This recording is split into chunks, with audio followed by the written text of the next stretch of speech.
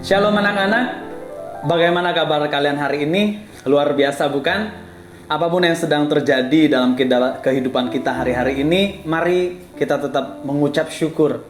Jadi selama 30 menit ke depan, kita akan belajar bersama-sama, yaitu belajar pendidikan agama Kristen dan budi pekerti bersama dengan saya, Erikson Simanjorang. Apakah kalian sudah siap?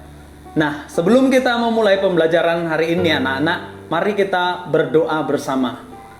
Tundukkan kepala kalian, pejamkan mata kalian, mari kita bersama-sama berdoa.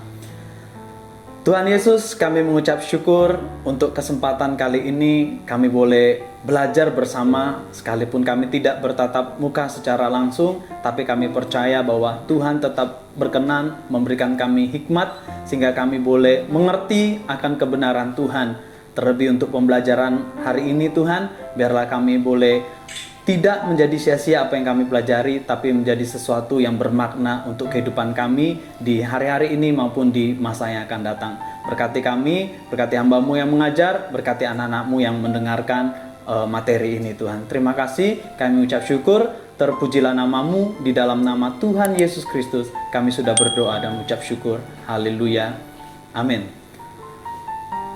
Anak-anak, hari ini kita akan membahas pelajaran dari bab 3, yaitu tentang memilih untuk tidak berputus asa. Anak-anak, apakah kalian masih ingat pembelajaran kita yang sebelumnya? Apakah kalian masih ingat? Ya, benar sekali. Kita minggu lalu atau pembelajaran sebelumnya, kita belajar tentang hidup beriman dan berpengharapan. Kalian semua sudah belajar tentang itu, maka hari ini kita belajar untuk memilih tidak berputus asa. Tujuan pembelajaran kita di bab ini, yang pertama, kalian nantinya bisa menjelaskan arti berputus asa dan apa bedanya putus asa dengan berpengharapan. Yang kedua, kalian bisa menjelaskan apa pesan Tuhan Yesus tentang khawatir dan putus asa. Sedangkan yang ketiga, kalian bisa menjelaskan mengapa kalian selaku anak Tuhan tidak boleh berputus asa. Dan yang keempat, tujuan pembelajaran kita yaitu kita belajar untuk mempraktikkan dalam kehidupan kita supaya hidup kita tidak khawatir dan tidak berputus asa. Nah, anak-anak, bahan Alkitab di dalam pembelajaran kita kali ini yaitu diambil dari Matius 6 ayat 25 sampai 33. Mungkin kalian pernah mendengarkan, tapi hari ini kita baca bersama-sama, ambil Alkitab kalian, siapkan Alkitab kalian, supaya kita bisa bersama-sama membaca firman ini. Mari kita buka Alkitab kita baca bersama firman Tuhan ini. Kalian sudah siap? Mari kita baca sama-sama.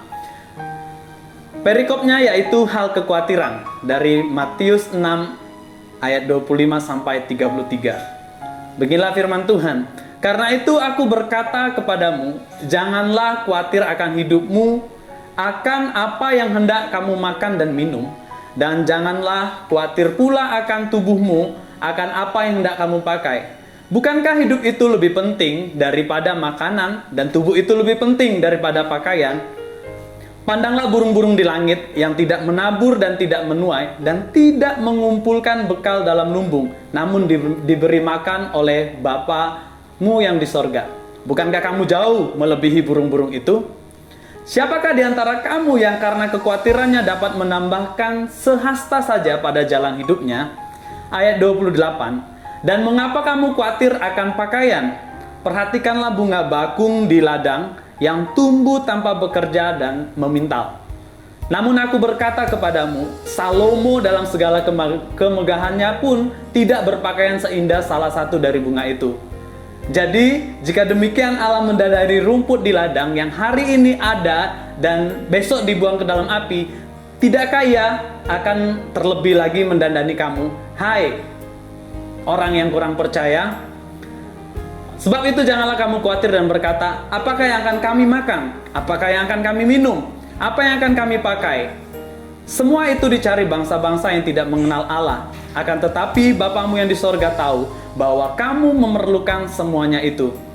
Ayat 33, mungkin ayat favorit kita semua, yang berkata, tetapi carilah dahulu kerajaan Allah dan kebenarannya, maka semuanya itu akan ditambahkan kepadamu. Begitulah firman Tuhan, anak-anak. Nah, Apakah kalian pernah di dalam kehidupan kalian merasakan keadaan yang begitu sulit sehingga kalian tidak tahu harus melakukan apa ke depannya, sehingga kalian lebih memilih untuk mencoba melupakan semuanya dan tidak memikirkan hal itu, atau menyibukkan dengan hal-hal lain sehingga kalian punya alasan untuk tidak mencari atau menyelesaikan masalah yang sedang kalian hadapi atau keadaan sulit yang sedang kalian hadapi. Nah, anak-anak, di dalam kehidupan ini sebagai orang yang bisa melakukan apapun yang kita ingin lakukan, ada dua pilihan yang bisa kita pilih untuk menghadapi kesulitan. Ada fight dan juga ada flight. Kalian mau memilih yang mana? Fight atau flight? Apa itu fight? Fight artinya mengerahkan tenaga dan daya semaksimal mungkin agar kesulitan dapat diatasi. Sedangkan flight itu kebalikan daripada fight. Artinya apa? Lari dari kondisi atau hal yang sulit itu. Karena memang tidak mendapatkan atau tidak mau mencari cara untuk mengatasinya. Nah, fight dan flight itu pilihan kalian. Tapi sebagai anak-anak Tuhan, kita harus belajar untuk fight. Kita harus berjuang. Kita harus tahu cara untuk menyelesaikan masalah dan lepas dari keadaan sulit. Nah, untuk itulah kita belajar hari ini untuk tidak memilih berputus asa. Yang menjadi pertanyaannya anak-anak, mengapa dalam kehidupan ini kita khawatir dan berputus asa? Sekarang kita harus tahu dulu pengertian daripada putus asa. Apa sih putus asa? Putus asa adalah keadaan di mana seseorang tidak memiliki pengharapan. Artinya apa? Putus asa itu kebalikan dari kondisi berpengharapan.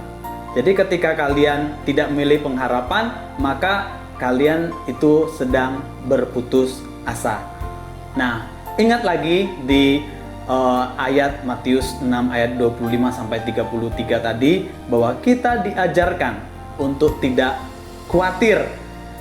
Jadi ada beberapa hal, 3 hal yang akan kita dapati atau yang diajarkan Tuhan Yesus melalui Matius yang barusan kita baca atau bahan Alkitab kita hari ini.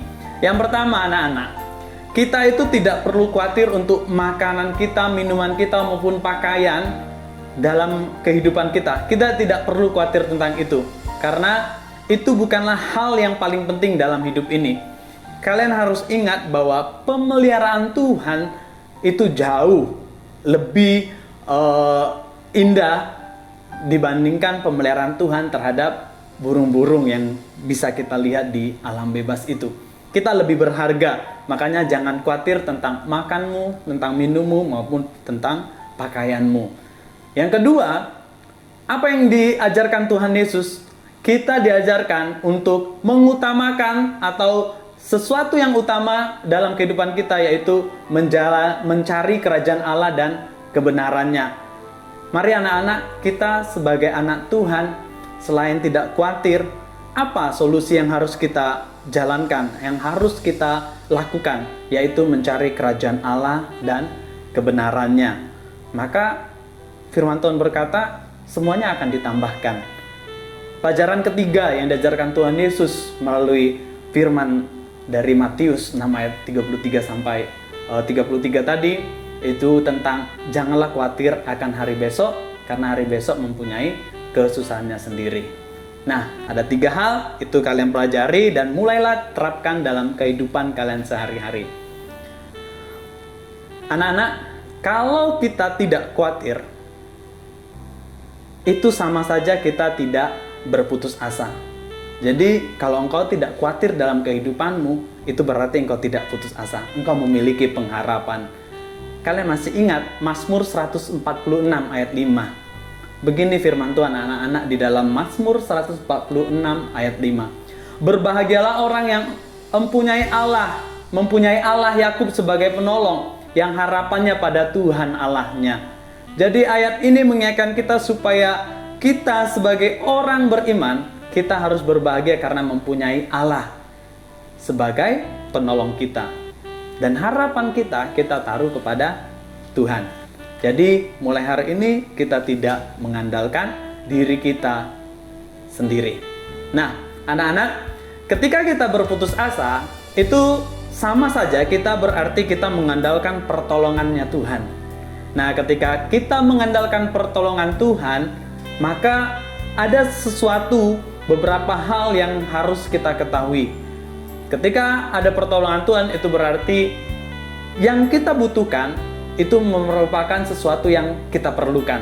Jadi ada istilahnya bahwa Tuhan memberikan bukan apa yang kita inginkan, tetapi apa yang kita perlukan atau butuhkan.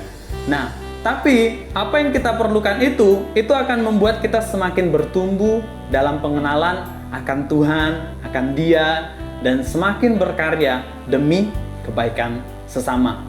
Sedangkan yang kedua, itu sama, saudara-saudara atau anak-anak, Allah memberikan apa yang memang kita butuhkan untuk kebaikan kita dan orang-orang lain yang ada di lingkungan kita. Ketika Tuhan memberikan sesuatu kepada kita atau mempercayakan sesuatu kepada kita, itu berguna untuk orang-orang di sekitar kita.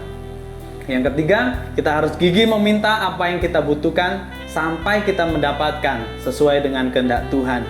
Ketika engkau berputus asa, ketika engkau ada dalam keadaan sulit, engkau harus tidak berhenti untuk meminta kepada Tuhan. Artinya apa? Engkau berdoa, engkau meminta kepada Tuhan. Masih ingat Matius 7 ayat 7-8? Firman Tuhan berkata, "Mintalah, maka akan diberikan kepadamu. Carilah, maka kamu akan mendapat. Ketuklah, maka pintu akan dibukakan kepadamu. Karena setiap orang yang meminta, menerima. Dan setiap orang yang mencari, mendapat. Dan setiap orang yang mengetuk, baginya pintu dibukakan." Mari anak-anak, kita belajar untuk mengharapkan pertolongan Tuhan supaya kita mendapatkan sesuatu yang berharga juga dari Tuhan. Nah, anak-anak, dari materi kita hari ini tentang berputus asa, ada banyak contoh yang kalian bisa lihat, mungkin yang kalian alami dalam kehidupan sehari-hari. Mungkin kalau disuruh cerita, kalian bisa bercerita tentang kesulitan kalian hari-hari ini. Kalian bisa menuliskannya. Mungkin kalian bisa menceritakan kepada guru-guru kalian ketika kalian ada dalam keadaan putus asa. Tapi hari ini dengan materi ini, ketika engkau mendengarkan tentang hal kekhawatiran yang diajarkan oleh Tuhan Yesus, kita belajar untuk tidak berputus asa. Kita berpengharapan. Kita sebagai orang-orang beriman adalah orang-orang yang berpengharapan. Nah, kita akan balik ke materi tadi. Kita ambil beberapa kesimpulan supaya ini yang akan kalian ingat ke depannya. Yang pertama, anak-anak, kalian harus tahu bahwa putus asa itu keadaan seseorang tidak memiliki pengharapan. Artinya apa? Putus asa itu kebalikan dari kondisi berpengharapan. Yang kedua, yang harus kalian ingat, Tuhan Yesus mengajarkan kita untuk tidak berputus asa dan jangan khawatir terhadap hidup ini. Jadi anak-anak, untuk materi kali ini, tugas kalian adalah bagaimana caranya mempraktekkan dalam kehidupan sehari-hari, hidup kalian itu hidup yang berbahagia, hidup yang tidak berputus asa, tetapi kalian meminta pertolongan Tuhan. Jangan jemu-jemu berdoa, berbuat baik. Kalau hari-hari ini engkau dalam keadaan sulit, engkau dalam keadaan putus asa, ingat bahwa Tuhan akan menolong orang-orang yang berpengharapan kepada Dia. Jadi ketika kau belajar materi ini, ketika kalian mempelajari materi ini, harapannya adalah kalian tidak lagi berputus asa, kalian keluar dari masa-masa sulit ini. Saya percaya, terlebih kita hari-hari ini masih di dalam masa pandemi, kita harus belajar untuk tidak berputus asa. Kita sebagai anak Tuhan harus belajar untuk tidak berputus asa dan tetap berpengharapan kepada Tuhan. Berdoa untuk para medis, berdoa untuk orang tua kita, berdoa untuk siapapun yang bisa kita doakan, berdoakan untuk pemerintah, doakan supaya pandemi ini segera berlalu dan kita kembali belajar seperti semula. Jadi anak-anak, hari ini materi kita tentang bab 3 ini cukup sekian, sehingga kita bisa belajar lebih baik lagi ke depannya, sehingga di bab 4 nanti ada sesuatu yang baru lagi yang kita dapatkan. Terima kasih untuk perhatian kalian. Mari kita mengakhiri pembelajaran hari ini dengan menutupnya dengan doa. Mari kita bersatu di dalam doa. Bapa kami yang ada di sorga, Tuhan Yesus Kristus, kami mengucap syukur karena materi ini boleh selesai dengan baik adanya. Biarlah Tuhan memberikan pengertian baru dalam kehidupan kami, supaya kami boleh terus menjadi pribadi yang tidak berputus asa, yang tidak khawatir, tapi kami boleh menjadi pribadi yang meminta pertolongan Tuhan dan berpengharapan kepada Tuhan. Tuhan Yesus, Engkau memberkati anak-anak-Mu, berkati semua daripada pembelajaran ini supaya menjadi sesuatu yang benar dan bermakna di mata-Mu Tuhan. Terima kasih, kami ucap syukur buat pembelajaran hari ini. Terpujilah nama-Mu, di dalam nama Tuhan Yesus Kristus kami sudah berdoa ucap syukur. Haleluya, amin. Terima kasih sudah mengikuti materi ini dari awal, pertengahan, dan hingga akhirnya. Tuhan Yesus memberkati.